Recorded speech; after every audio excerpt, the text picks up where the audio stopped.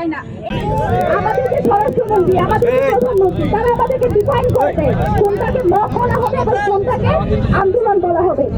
দেখেন অবস্থা, আমরা যে একটা আন্দোলন করতে যাবো সেটাকে তারা মক বলে থামিয়ে দিবে। মানুষের যে গণতান্ত্রিক যে অধিকার, আন্দোলন করার অধিকার, বিচার পাওয়ার অধিকার, সেটাকে তারা মক বলে থামিয়ে দিতে চায়। আপনারা দেখেন গত 3-4 দিনে যতগুলো ধর্ষণ হয়েছে সবগুলোর ক্ষেত্রে কিন্তু একটা নির্দিষ্ট আরো স্পেসিফিকভাবে বলে সরকারি দল বিএনপির সংশ্লিষ্টতা পাওয়া গিয়েছে।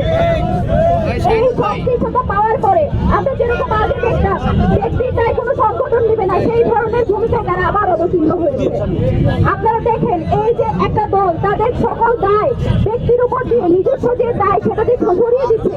এই যে সে ধর্ষণ করে সেই ক্ষমতা, সেই অবস্থা পেয়েছে তার দল সরকারে আছে বলে এটাকে তারা অস্বীকার করে নিজেদের দায় যদি চায় তাহলে কিন্তু আমরা সেটা মেনে নিব না। ব্যক্তির দায় অবশ্যই দলকে নিতে হবে, তাকে বহিষ্কার করতে হবে এবং তার ব্যাপারে কি সিদ্ধান্ত নিচ্ছে সেটাও আমাদেরকে দেখাতে হবে।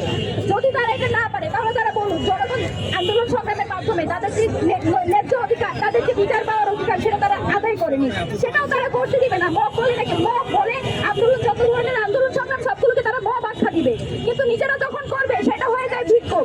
এই যে শব্দের ফ্রেমিং গুলো করে তারা মানুষের যে ন্যায্য অধিকার, মানুষের যে বিচার পাওয়ার অধিকার সেটাকে যদি তারা প্রতিহত করছে তাদেরকে বলতে চাই, আপনারা বিগত কয়েকদিন আগে একটা জিনিস দেখতে পেয়েছেন, যত ছোটখাটো ঘটনা সবকিছুর মধ্যে বিচার পাওয়ার জন্য, যে কোনো সমস্যার সমাধানের জন্য প্রধানমন্ত্রী হস্তক্ষেপের দরকার পড়ে।